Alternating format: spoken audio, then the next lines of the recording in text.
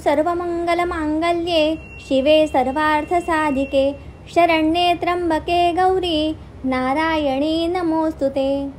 नमस्कार। आज याच नारायणी म्हणजे माता महालक्ष्मीचे एक काम्य व्रत आहे। त्या व्रताची माहिती घेणार आहोत। हे व्रत या कलियुगात सर्वश्रुत आहे, प्रचलित आहे आणि अनुभवसिद्धही आहेच।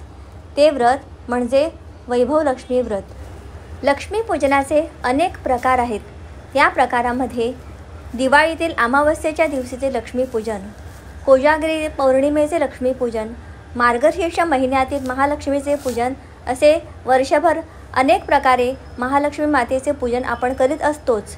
याशिवाय विवाह झाल्यानंतर वर वधूला स्वगृही घेऊन येतो, त्यावेळीही लक्ष्मीपूजन केले जाते। तो एक कुलोपचाराचा भाग झाला। या कुलोपचारा व्यतिरिक्त काही काम्य व्रत आहेत, त्यात वैभवलक्ष्मीचे व्रत येते।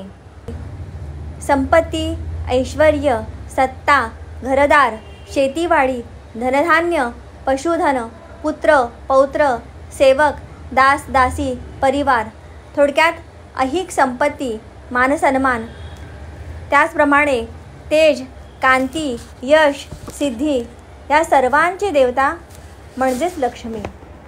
अशी लक्ष्मी कुणाला नको असते? आपल्या मनात अनेक हेतू असतात, इच्छा असतात, आशा आकांक्षा असतात। या मनोकामना पूर्ण व्हाव्या अशा सतत आपल्याला वाटत असतं। त्यासाठी आपण प्रयत्नही करत असतो, परंतु या प्रयत्नांना ईश्वराची साथ असावी लागते। आपल्यावर अनेक प्रकारचे संकट येतात, अनेक अडीअडचणी येतात, तेव्हा शेवटी आपण त्या ईश्वरी शक्तीचाच धावा करतो। म्हणूनच यासाठी संकल्पयुक्त ही व्रते आपल्याला उपयोगी पडतात। वैभवलक्ष्मीचं व्रत का करायचं? कारण या कलियुगातील सर्वात सोपं, कमीत कमी नियमांचं आणि अटींचं, कमीत कमी पूजा साहित्यांचं, त्याचप्रमाणे कमीत कमी कालावधीचं आणि संपूर्णपणे अनुभव देणारं असं हे व्रत आहे। म्हणून वैभवलक्ष्मीचं साधं, सोपं, सरळ परंतु प्रभावी व्रत हे प्रचलित आहे। आता हे व्रत कोण करू शकतं? हे व्रत अबालवृद्ध म्हणजेच सर्व वयोगटातील व्यक्ती करू शकतात।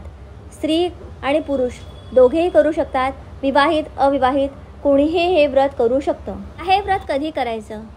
हे व्रत कुठल्याही महिन्यातील शुक्रवारी सुरू करायचं असतं। महिन्यातील प्रत्येक शुक्रवारी हे व्रत करायचं असतं।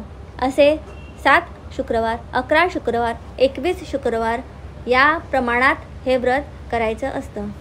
या व्रतासाठी कोणतं साहित्य लागतं?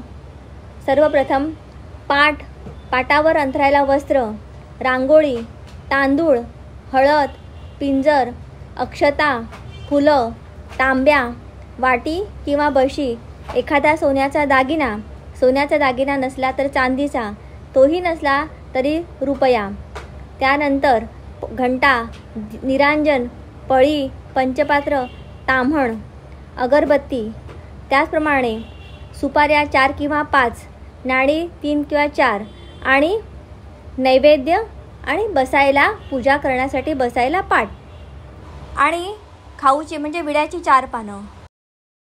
सगळ्यात महत्त्वाचं म्हणजे संकल्प सोडणे। पूजेला सुरुवात करण्यापूर्वी आपण ही वैभवलक्ष्मीची पूजा का करीत आहोत ही मनोकामना देवीजवळ बोलून दाखवायची। किती शुक्रवार ही पूजा करणार आहोत हे सांगायचं। आता साध्या आणि सोप्या पद्धतीने वैभवलक्ष्मीची पूजा कशी करायची तो विधी जाणून घेऊया। सर्वप्रथम जिथे पूजा करायची आहे ती जागा स्वच्छ करायची। त्या जागेवरती एक पाट मांडायचा। पाटावरती एक शुभ्र आणि स्वच्छ वस्त्र अंथरायचं। पाटाच्या मध्यभागी थोडेसे तांदूळ ठेवायचे आणि त्यावरती पाण्याने भरलेला कलश ठेवायचा। त्या कलशामध्ये हळद, कुंकू, अक्षता, फूल, सुपारी आणि एक नाणं टाकायचं। कलशाच्या 8ही बाजूने हळदी कुंकवाची बोटं लावायची। त्यानंतर त्या कलशावर एक वाटी किंवा बशी ठेवून त्याच्यामध्ये आपल्याकडे असेल तर सोनं, चांदी अथवा एखादा पैसा, रुपया ठेवला तरी चालेल।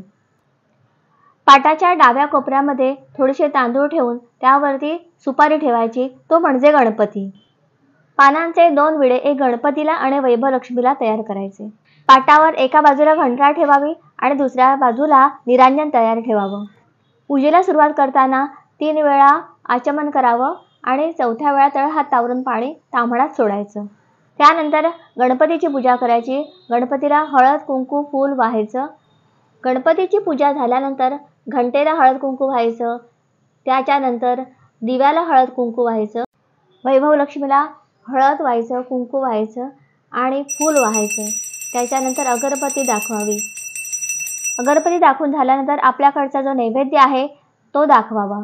त्यानंतर नमस्कार करून मनात जी इच्छा आहे ती वैभवलक्ष्मीला सांगावी. सर्व शुक्रवार पूर्ण झाल्यानंतर शेवटच्या शुक्रवारी वैभवलक्ष्मीचं पूजन करायचं आणि सवाष्ण पूजन करायचं.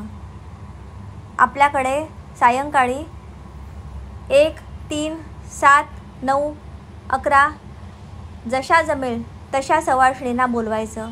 त्यांना हळद कुंकू द्यायचं, फूल द्यायचं, एखादं फळ द्यायचं, मिष्टान्न किंवा आपल्याकडे असेल तर गोड पदार्थ द्यायचा. त्यांना दान दक्षिणा द्यायची. त्यांना नमस्कार करायचा आणि त्यांच्याकडनं आशीर्वाद घ्यायचा. ह्याला उद्यापन करणं असं म्हणतात. कोणतीही मनात शुभ इच्छा धरून हे पूजन मनोभावे आणि श्रद्धेने केले तर त्याची प्रचिती ही येतेच आणि असा अनेकांचा अनुभव आहे.